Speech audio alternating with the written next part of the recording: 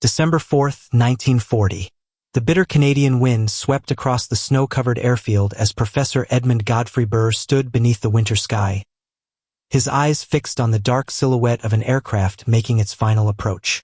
For weeks, the McGill University electrical engineering professor had been conducting routine tests for Canada's National Research Council, evaluating night observation instruments, binoculars and telescopes designed to help spotters detect enemy aircraft in darkness.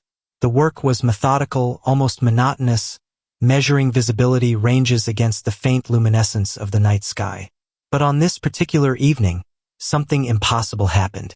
The aircraft he had been tracking, clearly visible moments before as a black shape against the pale night, simply vanished. Not gradually, not by banking away or climbing into clouds, but instantaneously, as though it had ceased to exist. Burr blinked, confused, his scientific mind racing through possibilities. Equipment failure, optical illusion. But no, there it was again, reappearing just as suddenly as the plane climbed beyond the snow-covered field below. In that singular moment of bewilderment, Professor Burr had stumbled upon a principle that would lead the Allied navies into one of the most ingenious and secret camouflage programs of the Second World War. A technology that would make ships glow in the darkness to become invisible. What Burr had witnessed was the spontaneous demonstration of a phenomenon that marine biologists had long observed in the deep ocean, where creatures of the abyss had evolved their own internal lighting systems to survive. The aircraft had flown low over the moonlit snow, and the reflected light had illuminated its dark underside just enough to match the brightness of the night sky behind it. The contrast, that critical difference in luminosity that allowed the human eye to distinguish object from background, had been eliminated. The plane had achieved perfect counter-illumination, the same survival strategy employed by midwater squid that cover their undersides with tiny photophores, organs producing light calibrated precisely to match the brightness of the distant surface far above, erasing their shadows from the view of predators below. Nature had solved the problem of invisibility through light millions of years before human warfare demanded the same solution. Burr immediately recognized the military implications of his accidental discovery. By December 1940, the Battle of the Atlantic had descended into a nightmare for Britain and her allies, a struggle that Winston Churchill would later describe as the only campaign of the entire war that truly frightened him. German U-boats were strangling Britain's lifelines, sending hundreds of thousands of tons of desperately needed supplies to the bottom of the North Atlantic every month. The statistics were devastating. In the final 4 months of 1940 alone, U-boat commanders were achieving unprecedented success rates, and their tactics were evolving with terrifying efficiency. Admiral Karl Donitz, the brilliant and ruthless commander of Germany's submarine fleet, had perfected the Rudel tactic, the Wolf Pack, a coordinated assault method that transformed individual submarines into synchronized hunters. A single U-boat would locate a convoy, shadow it while transmitting position reports, then wait as other submarines converged from across vast stretches of ocean.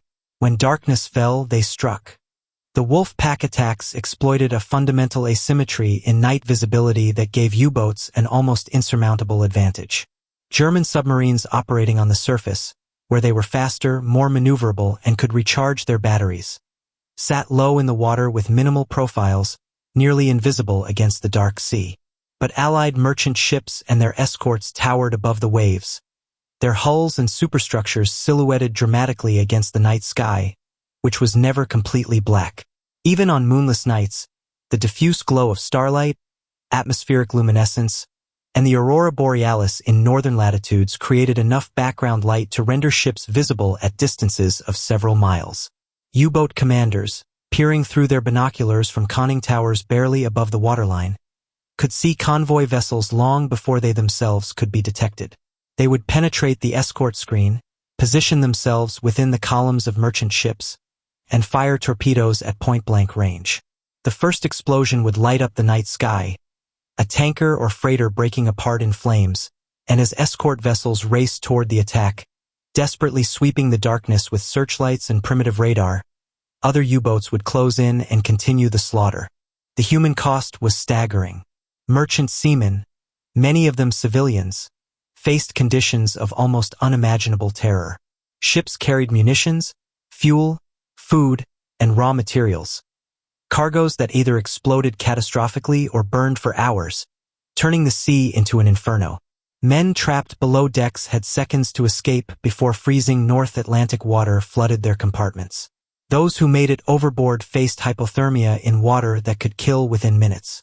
Lifeboats drifted for days, sometimes weeks, as survivors watched their shipmates succumb to exposure, injury, and despair. Between September and December 1940, the losses mounted with sickening regularity.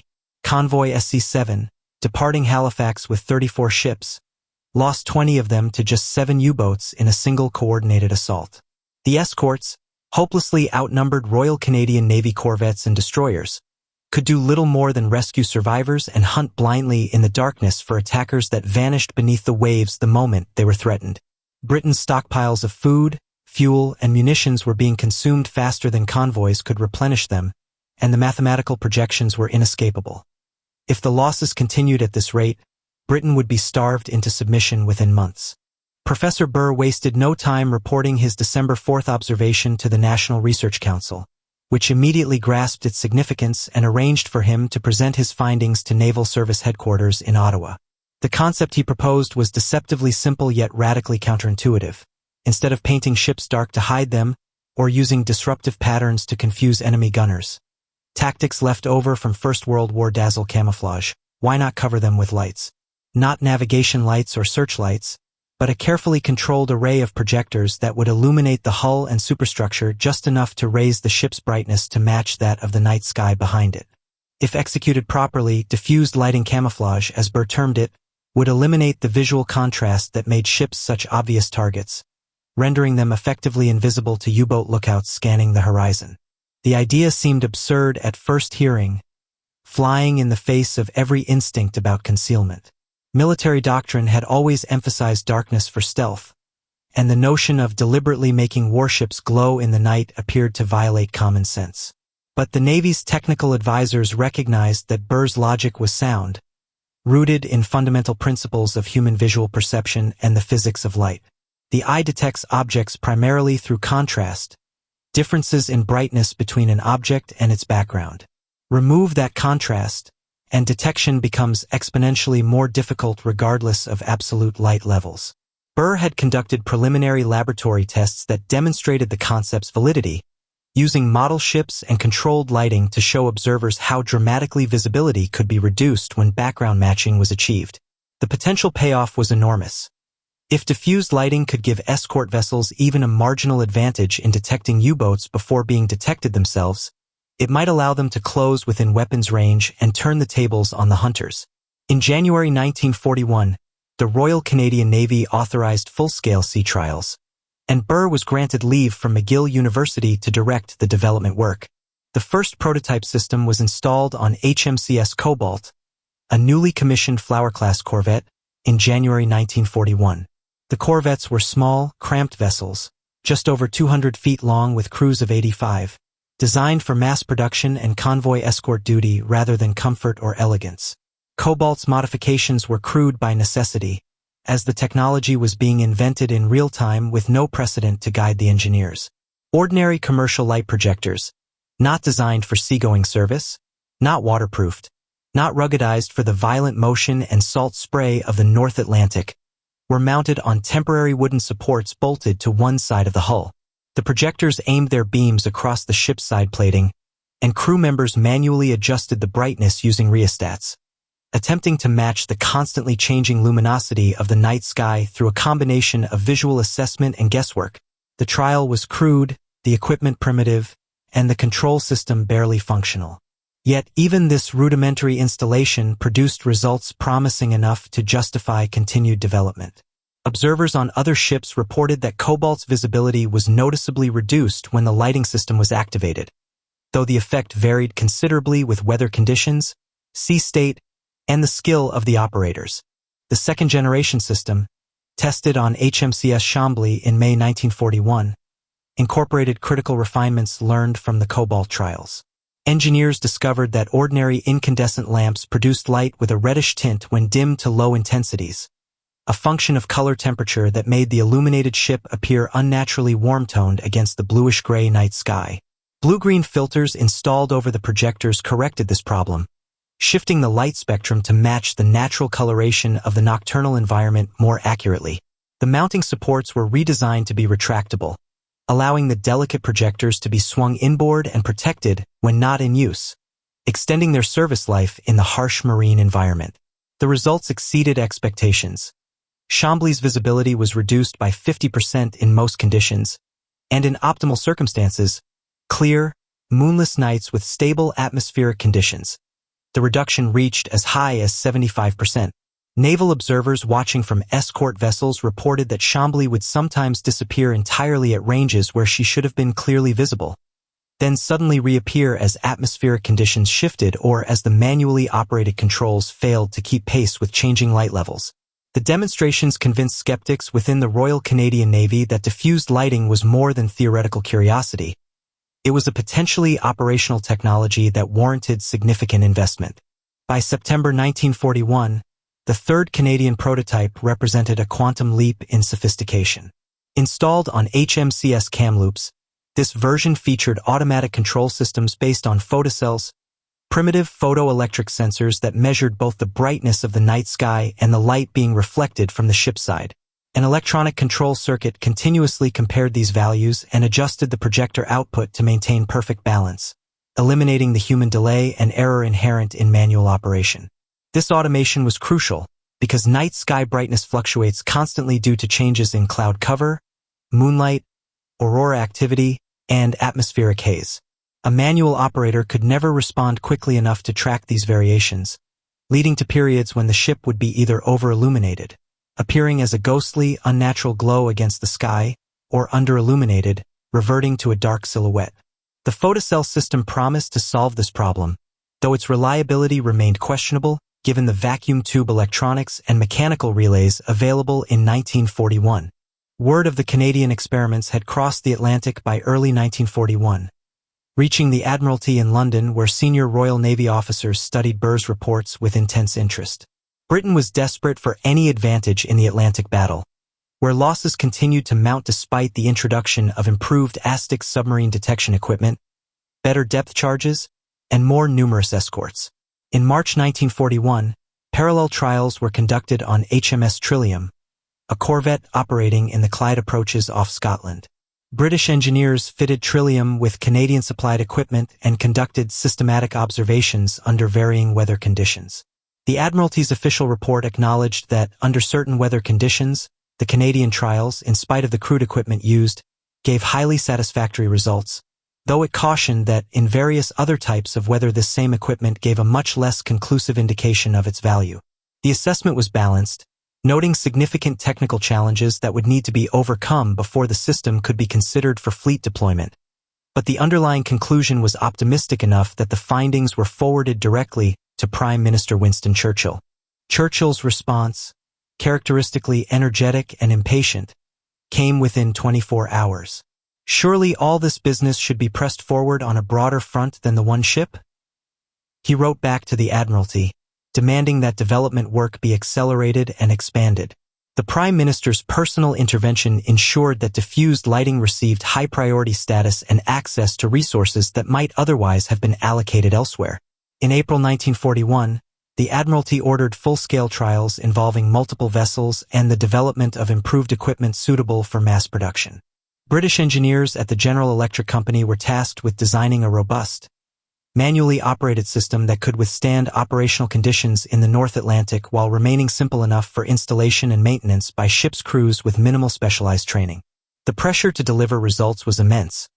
By mid-1941, Britain had lost over 4 million tons of shipping, and the United States had not yet entered the war. Every technological edge mattered. The British prototype system was installed on 2 vessels of very different types to assess its versatility. HMS Larch, an ocean boarding vessel of modest size, and HMS Penelope, a light cruiser displacing 10,000 tons.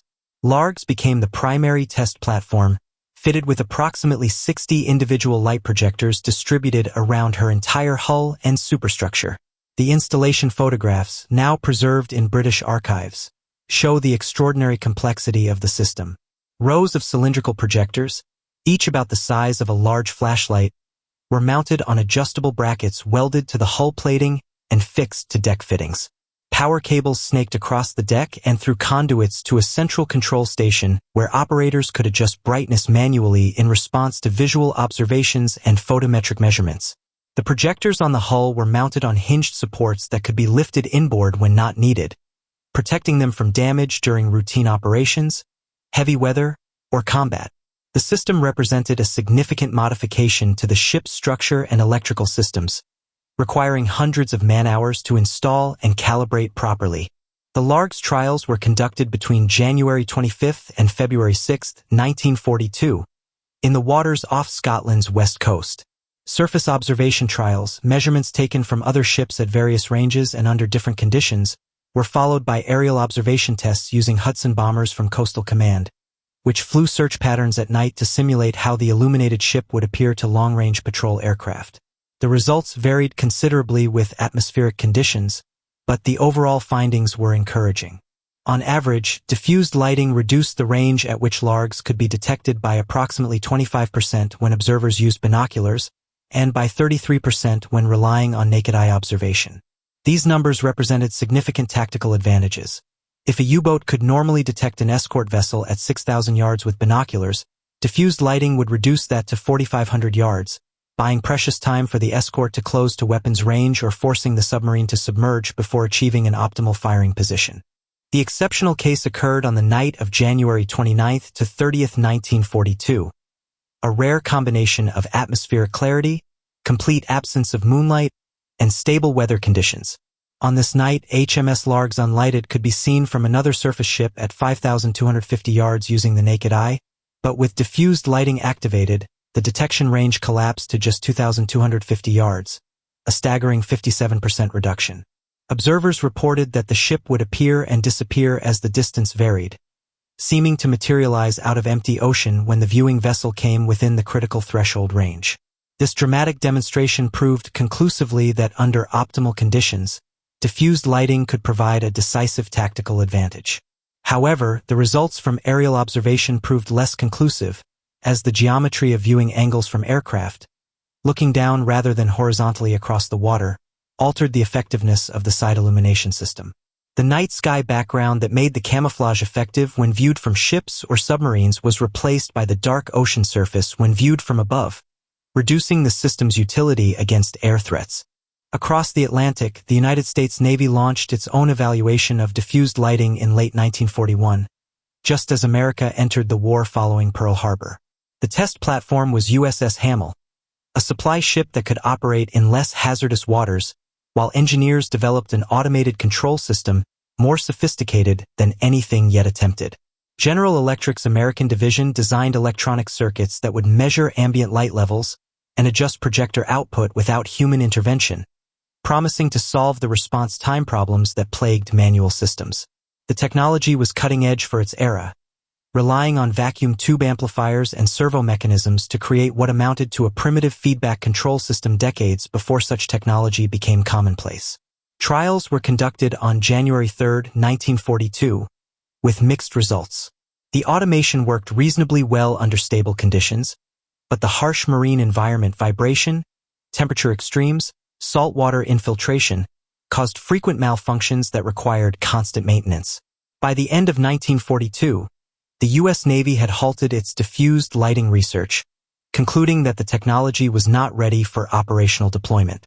However, rather than abandoning the work entirely, the Americans shipped their control system and light fittings to Canada's National Research Council, where Burr and his team could continue development. The Canadian engineers installed the American automatic system on 2 corvettes in 1943, HMCS Edmundston and HMCS Rimouski. Each ship received approximately 60 light projectors, creating the most comprehensive installations yet attempted on vessels of their size. Those mounted on the hull used the retractable supports perfected in earlier trials, while those on the superstructure were fixed in place, creating a cocoon of light around the entire vessel. Systematic testing was conducted in St. Margaret's Bay off Nova Scotia, where controlled experiments measured visibility reduction under every conceivable condition of weather, moon phase, and sea state. The laboratory results remained impressive, visibility reductions of up to 70% were achievable experimentally, but operational testing revealed the harsh reality of putting complex electronic equipment to sea in wartime. The electrical systems proved far too delicate for the brutal conditions of North Atlantic convoy duty. Vacuum tubes failed from shock and vibration as the corvettes pounded through heavy seas. Contacts corroded from salt spray despite waterproofing efforts. Power supplies fluctuated as the ship's generators struggled under combat loads. And perhaps most critically, the automatic controls responded too slowly to rapid changes in ambient light. Clouds racing across the moon, sudden rain squalls, the aurora borealis flaring and fading in the northern sky. Canadian Navy assessments noted that the lighting often appeared too green, an unnatural color that drew attention rather than concealing the ships, suggesting that the color-temperature calibration remained imperfect. Yet despite these technical challenges, HMCS Rimouski's diffused lighting system would see genuine operational use in one of the most unusual anti-submarine operations of the entire war. In September 1943, Canadian military intelligence learned of a German plan to extract prisoners of war who had escaped from Canadian custody. The escapees were attempting to reach the Gulf of St. Lawrence, where U-536, commanded by Captain Lieutenant Rolf Schoenberg, would surface to retrieve them from a prearranged rendezvous point off Point Demasanet, New Brunswick. The Royal Canadian Navy saw an opportunity to trap and destroy the submarine, and the plan they devised centered on HMCS Rimouski's unique capability to disguise her true nature. The corvette would approach the rendezvous point using her diffused lighting system, supplemented by carefully positioned navigation lights, attempting to appear as a small and inoffensive ship, perhaps a fishing vessel or coastal freighter, rather than a warship. Meanwhile, other Canadian vessels would wait in concealment, ready to converge once the submarine surfaced. On the night of September 26, 1943, the operation unfolded in the dark waters of the Baie des Chalets. Shore stations established at the Point Demasanet lighthouse used portable radar equipment to track U-530 SIXS approach, transmitting position data to the waiting task force commanded by Desmond Pearce. As the submarine neared the surface at the appointed time, shore personnel flashed the recognition signal that the German escapees were supposed to use. But Schoenberg was suspicious. His hydrophone operators detected propeller noises that suggested multiple vessels in the area, far more than a simple prisoner pickup should warrant. And though Rimouski with her diffused lighting appeared less threatening than a fully blacked-out warship would have, something about the situation felt wrong to the experienced U-boat commander. He made the decision that would save his boat and crew: remain submerged and begin evasive maneuvers. As the Canadian warships began dropping depth charges, U-536 dove deep and slipped away into the Gulf, evading the trap through a combination of skill, luck, and instinct. The operation failed, not because diffused lighting was ineffective. All evidence suggests the visual deception worked exactly as intended, but because an erroneous signal sent from shore by Canadian personnel alerted Schoenberg that something was wrong, prompting him to retreat rather than surface fully. U-536 would not survive much longer. She was sunk the following month northeast of the Azores by British and Canadian warships, taking 38 lives including Captain Lieutenant Schoenberg. But the Point Demasanet operation remains significant as the only documented instance of diffused lighting camouflage being used in actual combat operations, however briefly and ultimately unsuccessfully. The fact that the Royal Canadian Navy chose to employ the technology for such a critical mission demonstrates that by late 1943, diffused lighting had earned genuine credibility within operational circles despite its technical limitations. Yet even as Rimouski was conducting her covert operation in Canadian waters, the strategic situation in the Battle of the Atlantic was undergoing a fundamental transformation that would render diffused lighting obsolete before it could ever enter mass production. The tide had turned decisively against the U-boats during 1943 through a convergence of technological, tactical, and intelligence factors that collectively broke the back of Donit's submarine campaign. The introduction of centimetric radar, operating at wavelengths of 10 centimeters rather than the earlier metric wavelengths, provided escort vessels and aircraft with dramatically improved detection capabilities. Unlike the early air-to-surface vessel radar that could barely distinguish between ships and wave clutter, centimetric radar could detect submarine periscopes and even snorkel masts at considerable ranges, making it far more difficult for U-boats to operate on the surface at night without being detected. The lee light, a powerful searchlight that could be switched on at the last moment during an aircraft attack, forced U-boats to remain submerged for longer periods, limiting their mobility and effectiveness. Equally important was the closing of the air gap, that vast expanse of mid-Atlantic Ocean beyond the range of land-based patrol aircraft, where U-boats had previously operated with impunity.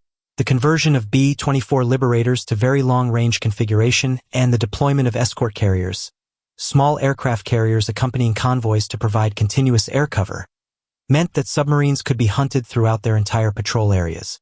By May 1943, Allied aircraft and surface escorts were sinking U-boats faster than German shipyards could replace them, and Admiral Donitz was forced to withdraw his submarines from the North Atlantic convoy routes. The losses that month, 41 U-boats destroyed in 31 days, were simply unsustainable. The Battle of the Atlantic was effectively won, though the war would continue for 2 more years. Perhaps even more decisive was the Allied success in breaking German naval codes. The Enigma decryption efforts at Bletchley Park, combined with captured code materials from disabled U-boats, allowed Allied intelligence to read German naval communications with remarkable reliability by 1943. Convoy routing officers could steer their charges around known U-boat patrol lines, and escort groups could be directed toward submarines whose positions had been revealed through signals intercepts. The intelligence advantage transformed the Atlantic from a blind hunt into a calculated chess game where the Allies could see their opponents' moves in advance. Against this backdrop of technological and intelligence superiority, diffused lighting's marginal improvement in visual detection ranges became largely irrelevant. By June 1942, even before the full extent of Allied technological advantages had become apparent, Royal Navy commanders were already questioning the necessity of pursuing diffused lighting further. A memorandum circulated among senior officers argued that given the enemy's increasing reliance on radio direction finding and hydrophones for submarine detection, visual camouflage was becoming a secondary consideration. In April 1943, the Admiralty formally decided that diffused lighting was impractical for fleet-wide deployment and halted development work, though discussions with the Canadian Navy continued for some months thereafter. The United States Air Force, intrigued by the counter-illumination principle, adapted Burr's concepts for aircraft camouflage in their Yehudi Lights project, which tested forward-facing lamps mounted on B-24 Liberators, Avengers, and glide bombs to reduce their visibility when approaching targets. But like the naval applications, Yehudi Lights never entered operational service, superseded by radar-based detection systems. The technical challenges that plagued diffused lighting throughout its development proved insurmountable given the technology available in the 1940s. Modern solid-state electronics, LED lighting, and digital control systems might have made the concept practical, but vacuum tubes, mechanical relays, and incandescent lamps were simply too unreliable for sustained operational use in the North Atlantic savage environment. The system required constant maintenance, adjustment, and repair luxuries that convoy escorts simply did not have while conducting round-the-clock anti-submarine patrols in hostile waters. The installations were complex, requiring extensive modifications to ship structures and electrical systems, making retrofit of existing vessels impractical and incorporation into new construction unjustifiable, given the uncertain benefits. And the conditions under which diffused lighting worked best, clear, moonless nights with stable atmospheric conditions, were precisely the conditions when visual detection was least important, since U-boats could be found more reliably using radar regardless of visibility. Yet, from the perspective of wartime research and development, diffused lighting camouflage was far from a failure. The project demonstrated the value of rapid prototyping and iterative testing, with each successive installation incorporating lessons learned from previous trials. It showed how academic research, Professor Burr's night vision studies, could be rapidly translated into potential military applications when effective coordination existed between universities, government research agencies, and military services. The international collaboration between Canadian, British, and American engineers exemplified the kind of Allied technological cooperation that ultimately proved decisive across many domains of the war effort. And the work pushed forward the scientific understanding of visual perception, camouflage, and counter-illumination in ways that would influence post-war research in fields ranging from military stealth technology to marine biology. Professor Edmund Godfrey Burr himself spent most of the war years working at Canada's National Research Council, granted extended leaves of absence from McGill University to direct the diffused lighting program and related projects. His contributions extended beyond camouflage to include development of improved audiometric equipment for testing servicemen's hearing, work that proved valuable for identifying and treating combat-related auditory damage in soldiers, sailors, and airmen exposed to the deafening noise of engines, gunfire, and explosions.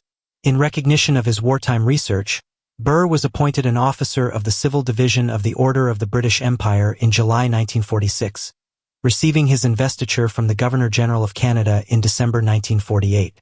The OBE citation praised his outstanding service in connection with the development of highly specialized equipment for use by the armed forces.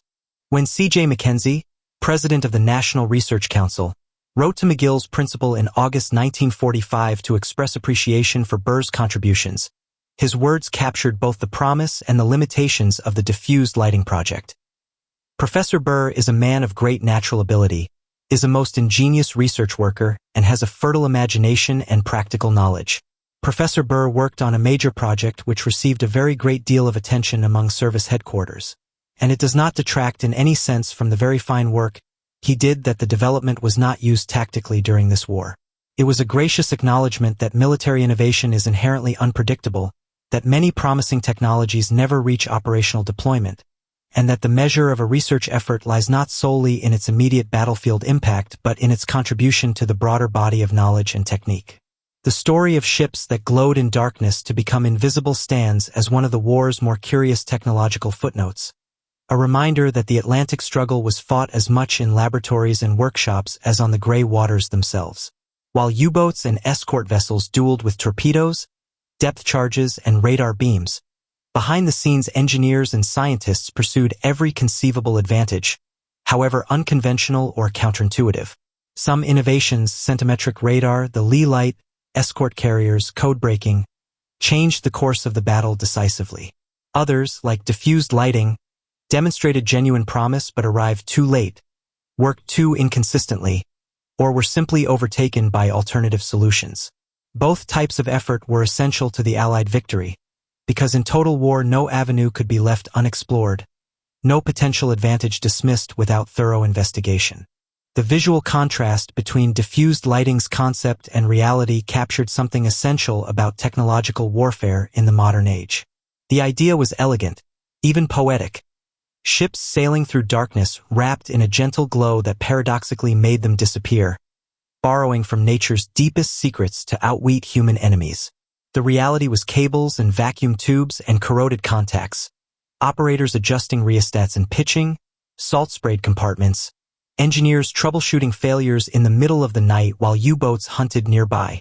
War is never as clean or simple as the concepts that spawn its technologies, and the gap between laboratory success and operational effectiveness has defeated countless promising innovations throughout history.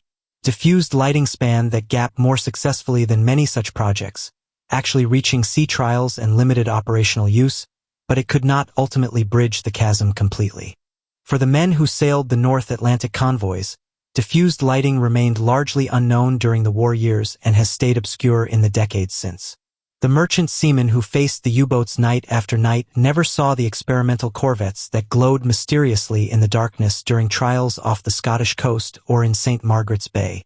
They continued to rely on the conventional protections that ultimately proved sufficient: increasing numbers of escort vessels, better training, improved weapons, and above all the technological revolution in radar and signals intelligence that stripped away the U-boats' advantages one by one. When Dönitz finally withdrew his submarines from the North Atlantic in May 1943, it was not because Allied ships had become invisible, but because they had become deadly, protected by aircraft that could detect submarines from miles away, guided by intelligence that read German intentions before they became actions, defended by escorts that could track their quarry underwater with increasing precision and kill with increasing efficiency.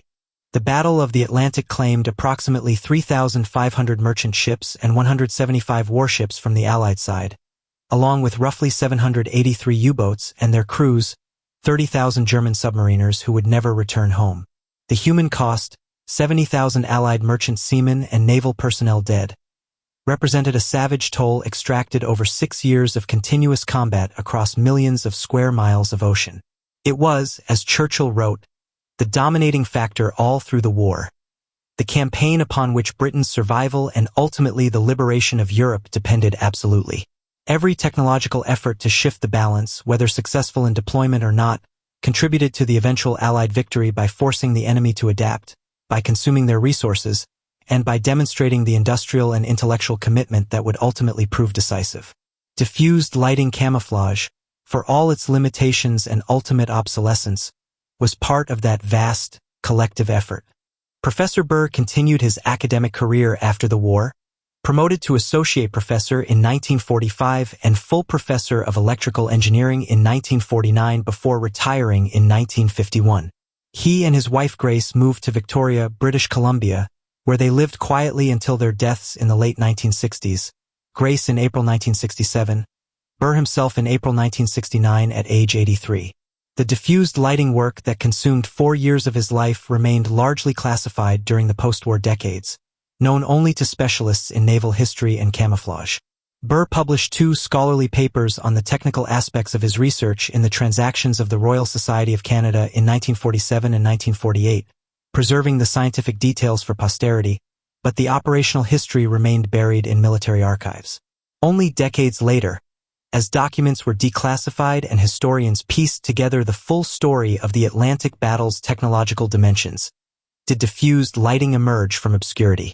The principle that Burr discovered on that December night in 1940 remains valid and has found modern applications far removed from naval warfare. Counter-illumination continues to intrigue military researchers working on stealth technology, though modern approaches rely on adaptive camouflage systems using video cameras, LED arrays, and computer processing to create more sophisticated background matching effects.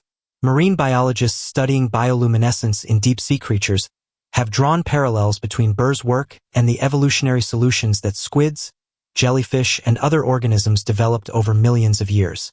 The basic physics, eliminating contrast through active light emission, transcends any particular technological implementation and represents a fundamental strategy in the endless evolutionary and military arms races between detection and concealment. In the final analysis, the story of glowing ships invisible to U-boats illuminates broader truths about technological innovation in wartime. It demonstrates that genius can emerge from unexpected places. A professor conducting routine equipment tests who notices something impossible and has the intellectual courage to pursue its implications. It shows that revolutionary ideas often sound absurd at first hearing, requiring careful experimental validation before skeptics can be convinced.